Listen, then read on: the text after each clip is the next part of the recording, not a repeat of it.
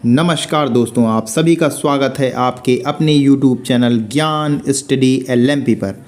दोस्तों, आज हम लोग सामान्य ज्ञान में इतिहास को पढ़ने वाले हैं और इतिहास में वैदिक काल को आज हम लोग पढ़ेंगे।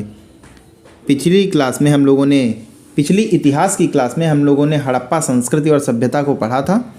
आज हम लोग वैदिक काल को पढ़ने वाले हैं। तो आइए दोस्तों, क्लास में चलते हैं और आज की क्लास को पढ़ते हैं।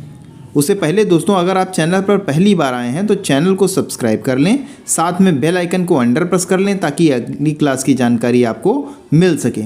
अब आइए दोस्तों, क्लास में चलते हैं और आज के प्रश्नों को हल करते हैं। आज का हमारा पहला प्रश्न है, आर्य शब्द इंगित करता है नर जाति समूह को, यायावरी जन को, भाषा समूह को, श्रेष्ठ वंश को। आर्य वंश इंगित करता है श्रेष्ठ वंश को, तो डी ऑप्शन हमारा सही हो जाता है। डी ऑप्शन हमारा सही हो जाता है। आर्य प्राचीन भारत, यूरोपीय एवं प्राचीन ईरानी भाषा बोलने वालों के लिए प्रयुक्त शब्द है। वैदिक संस्कृति में आर्य शब्द श्रेष्ठ, शिष्ट अथवा सज्जन तथा नैतिक अर्थ में महाकुल, कुलीन, सभ्य, साधु आदि के लिए प्रयुक्त हुआ है। सहरण्याचार्य ने अपने ऋग्भाष्य में आर्य का अर्थ विज्ञ, यज्ञ का अनुष्ठान, विज्ञ, श्रोता, विज्ञान आदरणीय अथवा सर्वत्र गंतव्य, उत्तम वर्ष, मनु, कर्तव्य युक्त, कर्म युक्त और कर्मानुष्ठान से श्रेष्ठ आदि बताया है। आर्य संस्कृत भाषा का शब्द है जिसका शाब्दिक अर्थ श्रेष्ठ या कुलीन है। इसमें दोस्तों श्रेष्ठ दिया है, अगर कुलीन भी दिया हो तो आप कुलीन लगा सकते हैं।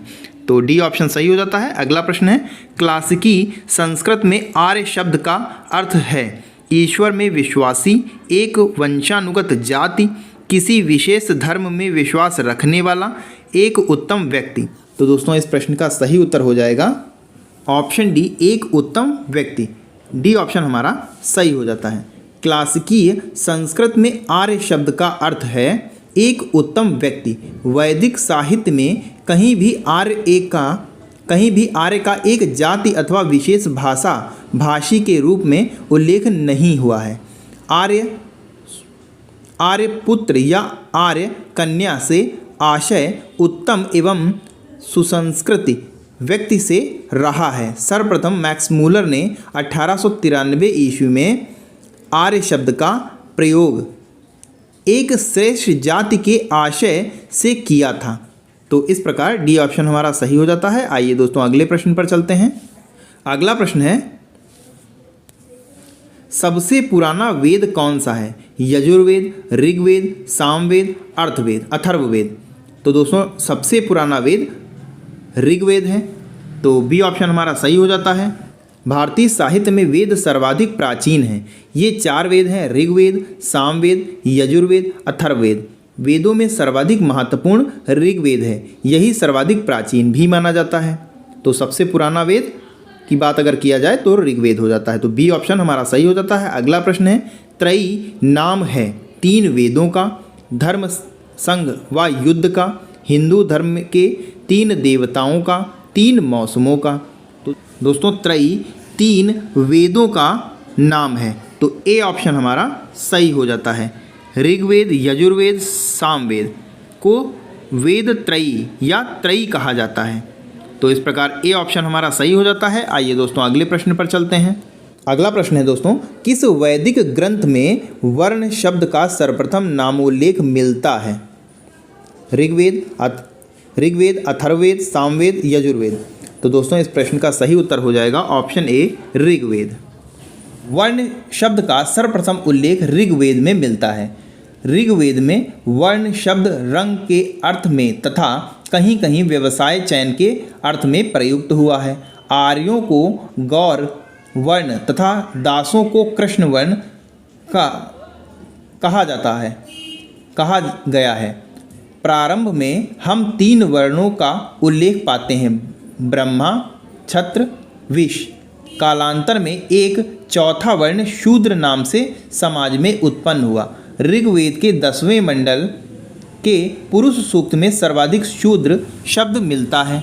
यहाँ चारों वर्णों की उत्पत्ति एक विराट पुरुष के विभिन्न अंगों से बताई गई है। तो इस प्रकार ए ऑप्शन हमारा सही हो जाता है। अगला प्रश्न है, वर्ण व्यवस्था से संबंधित पुरुष सूक्त मूलतः पाया जाता है। ये दोस्तों हम लोगों ने अभी पिछले क्वेश्चन में इसके बारे में जाना, तो सी ऑप्शन इसमें सही हो जाएगा, ऋग्वेद। आइए दोस्तों अगले प्रश्न पर चलते हैं। अगला प्रश्न है, निम्नलिखित 4 वेदों में से किस एक में जादुई माया और वशीकरण का वर्णन है? ऋग्वेद, यजुर्वेद, अथर्ववेद, सामवेद। तो दोस्तों जादुई माया की अगर बात की जाए तो इसका सही उत्तर हो जाएगा ऑप्शन सी, अथर्ववेद। दोस्तों पहले ऋग्वेद की अगर बात की जाए तो इसमें स्तोत्र और प्रार्थनाएं हैं और इसमें 1028 सूक्त या ऋचाएँ हैं। यजुर्वेद की अगर बात की जाए तो इसमें स्तोत्र एवं कर्मकांड के बारे में बताया गया है। सामवेद के बारे में संगीत का नाम जब आता है तो सामवेद की बात की जाती है। अथर्ववेद में कुल 20 अध्यायों में 731 सूक्तों में मंत्र, तंत्र एवं वशीकरण के संबंध में साक्ष्य मिलते हैं। तो जादुई माया के लिए बात की जाए तो अथर्ववेद इसका सही हो जाएगा। अगला प्रश्न है, ऋग्वेद में कितनी ऋचाएँ हैं? ये दोस्तों हमने अभी बताया आपको 1028। तो ए ऑप्शन हमारा सही हो जाता है। आइए दोस्तों अगले प्रश्न पर चलते हैं। अगला प्रश्न है, गोपत ब्राह्मण संबंधित है यजुर्वेद से, ऋग्वेद से, अर्थवेद से, सामवेद से, अथर्ववेद से, सामवेद से। तो दोस्तों इस प्रश्न का सही उत्तर हो जाएगा ऑप्शन सी, अथर्ववेद से। सी ऑप्शन हमारा सही हो जाता है। ब्राह्मण ग्रंथ अनेक हैं। ये ग्रंथ यज्ञों तथा उनके अनुष्ठान के विधि विधानों के संबंध में जानकारी देते हैं। इनमें ऐत्रेय ब्राह्मण, कौशिकीय ब्राह्मण, तांडव ब्राह्मण, षड्विश ब्राह्मण, शतपथ ब्राह्मण और गुपत ब्राह्मण का उल्लेख अधिक मिलता है। महत्वपूर्ण बात यह है कि इन ब्राह्मण ग्रंथों का संबंध वेदों से रहा है। ऐत्रेय ब्राह्मण तथा कौशिकीय ब्राह्मण का ऋग्वेद से और तांडव महाब्राह्मण, षड्विश ब्राह्मण तथा जैमिनीय ब्राह्मण का सामवेद से, शतपथ ब्राह्मण का यजुर्वेद से, जबकि गोपत ब्राह्मण का अर्थवेद से संबंध रहा है। तो गोपत ब्राह्मण का अर्थवेद से हो जाता है। तो सी ऑप्शन हमारा सही हो जाता है। अगला प्रश्न है, ऋग्वेद का कौन सा मंडल पूर्णतः सोम को समर्पित है? 7वां, 8वां, 9वां, 10वां। तो दोस्तों 9वां मंडल जो है वो सोम को समर्पित है। तो सी ऑप्शन हमारा सही हो जाता है। ऋग्वेद के कुल 10 मंडल हैं, जिसमें 9 मंडल के सभी 114 सूक्त, जिसमें 9वें मंडल के सभी 114 सूक्त सोम को समर्पित हैं। तो इस प्रकार सी ऑप्शन सही हो जाता है। आइए दोस्तों अगले प्रश्न पर चलते हैं। अगला प्रश्न है, यज्ञ संबंधी विधि विधानों का पता चलता है। ये दोस्तों हमने अभी पढ़ा, तो डी ऑप्शन सही हो जाएगा। यजुर्वेद में यज्ञ संबंधी विधि विधानों का पता चलता है। यजुर्वेद के 2 भाग हैं, शुक्ल यजुर्वेद और शुक्ल यजुर्वेद जो केवल पद्य में है, तथा कृष्ण यजुर्वेद जो कि पद्य और गद्य दोनों में है। शुक्ल यजुर्वेद को वाजस्नेयी संहिता भी कहा जाता है। यजुर्वेद का अंतिम भाग ईशोपनिषद है, जिसका संबंध याज्ञिक अनुष्ठान से न होकर आध्यात्मिक चिंतन से है। तो यज्ञ से संबंधी यजुर्वेद हो जाता है। अगला प्रश्न है, निम्नलिखित में से किसका संकलन ऋग्वेद पर आधारित है? यजुर्वेद, सामवेद, अथर्ववेद, उपरोक्त में से कोई नहीं। तो दोस्तों इस प्रश्न का सही उत्तर हो जाएगा सामवेद। तो बी ऑप्शन हमारा सही हो जाता है। सामवेद में कुल 1810 छंद हैं, जिसमें से 75 को छोड़कर शेष सभी ऋग्वेद में भी उपबंधित हैं। अतः सामवेद का संकलन ऋग्वेद पर ही आधारित है। आइए दोस्तों अगले प्रश्न पर चलते हैं। अगला प्रश्न है, उपनिषद पुस्तकें हैं धर्म पर, योग पर, विधि पर, दर्शन पर। तो दोस्तों उपनिषद पुस्तकें दर्शन पर आधारित हैं। तो डी ऑप्शन हमारा सही हो जाता है। उपनिषद दर्शन पर आधारित पुस्तकें हैं। भारतीय दर्शन का मुख्य आधार तथा वैदिक साहित्य का अंतिम वर्ग उपनिषद है, जिन्हें वेदांत भी कहा जाता है। उपनिषद का अर्थ शिष्य द्वारा ज्ञान प्राप्ति हेतु गुरु के समीप बैठना का होता है। तो इस प्रकार डी ऑप्शन हमारा सही हो जाता है। अगला प्रश्न है उपनिषदों का मुख्य विषय है। ये दोस्तों वही आ गया दोबारा प्रश्न, तो बी ऑप्शन इसमें सही हो जाएगा। अब दोस्तों आइए अगले प्रश्न पर चलते हैं। अगला प्रश्न है निम्नलिखित में से एक वैदिक साहित्य में मोक्ष की चर्चा मिलती है? ऋग्वेद में, परवर्ती संहिताएं में, ब्राह्मण में, उपनिषद में। तो दोस्तों इस प्रश्न का सही उत्तर हो जाएगा ऑप्शन डी उपनिषद में। वेदों में मोक्ष शब्द प्रयुक्त नहीं हुआ है। उपनिषदों में प्रथम बार मोक्ष की चर्चा मिलती है। यह शब्द श्वेताश्वर उपनिषद में पहली बार आया, लेकिन उपनिषदों में मोक्ष के ही अर्थ वाले अन्य शब्द यथा विमुच्य, विमुच्यते, मुक्ति, अमृतत्व, अमृत पद आए हैं और इन पर चर्चा भी हुई है। तो इस प्रकार डी ऑप्शन हमारा सही हो जाता है। अगला प्रश्न है नचिकेता आख्यान का उल्लेख मिलता है? अथर्ववेद में, शतपथ ब्राह्मण में, कठोपनिषद में, ऋग्वेद में। तो दोस्तों नचिकेता आख्यान का उल्लेख कठोपनिषद में मिलता है, तो सी ऑप्शन हमारा सही हो जाता है। कठोपनिषद में यम और नचिकेता का संवाद उल्लिखित है, जिसमें आचार्य यम के नचिकेता को उपदेश दिया है, न इस आत्मा का कभी जन्म होता है और न इसकी कभी मृत्यु होती है। यह अजन्मा, नित्य तथा शाश्वत है। कठोपनिषद कृष्ण यजुर्वेद का उपनिषद है। तो इस प्रकार सी ऑप्शन सही हो जाता है। आइए दोस्तों अगले प्रश्न पर चलते हैं। अगला प्रश्न है उपनिषद काल के राजा अश्वपति शासक थे? कहाँ के थे? काशी के, केकय के, पांचाल के, विदेह के। तो दोस्तों इस प्रश्न का सही उत्तर हो जाएगा ऑप्शन बी केकय के। तो बी ऑप्शन हमारा सही हो जाता है।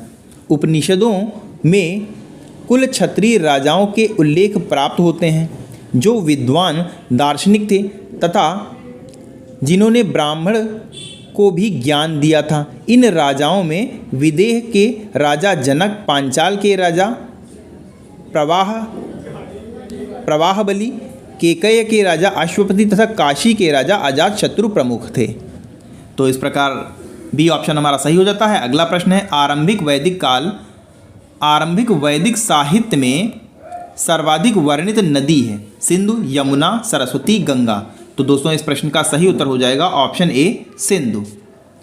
सिंधु नदी का ऋग्वेद काल में सर्वाधिक महत्व था, इसी कारण इसका उल्लेख ऋग्वेद में सर्वाधिक हुआ है। सिंधु नदी को उसके आर्थिक महत्व के कारण हिरण्यनी कहा गया तथा इसके गिरने की जगह परावत अर्थात अरब सागर बताई गई है।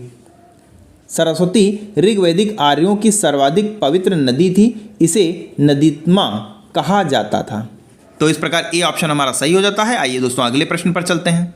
अगला प्रश्न है वैदिक नदी अस्किनी की पहचान निम्नलिखित नदियों में से किसके साथ की जाती है? व्यास, रावी, चिनाब, झेलम। तो दोस्तों इस प्रश्न का सही उत्तर है ऑप्शन सी चेनाब। वैदिक नदी अस्किनी की पहचान चिनाब नदी के साथ की जाती है। अगला प्रश्न है ऋग्वेद में निम्नांकित किन नदियों का उल्लेख अफगानिस्तान के साथ आर्यों के संबंध का सूचक है? अस्किनी, परुष्णी, कुंभा, क्रमु, विपाशा। तो दोस्तों इस प्रश्न का सही उत्तर है ऑप्शन सी कुंभा, क्रमु। सी ऑप्शन हमारा सही हो जाता है। ऋग्वेद में उल्लिखित कुंभा,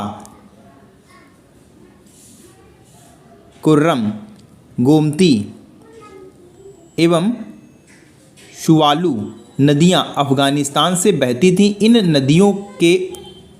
नदियों के उल्लेख से स्पष्ट होता है कि आर्यों का अफगानिस्तान के साथ गहन संबंध रहा था। दोस्तों आज के लिए बस इतना ही। कैसी लगी आज की क्लास कमेंट करके ज़रूर बताएं, और अगर अच्छी लगी हो तो लाइक करें। और दोस्तों अगर अभी तक आपने चैनल को सब्सक्राइब नहीं किया है तो चैनल को सब्सक्राइब कर लें, साथ में बेल आइकन को अंडर प्रेस कर लें ताकि अगली क्लास की जानकारी आपको मिल सके। मिलते हैं अगली क्लास में, तब तक के लिए नमस्कार, जय हिंद, जय भारत।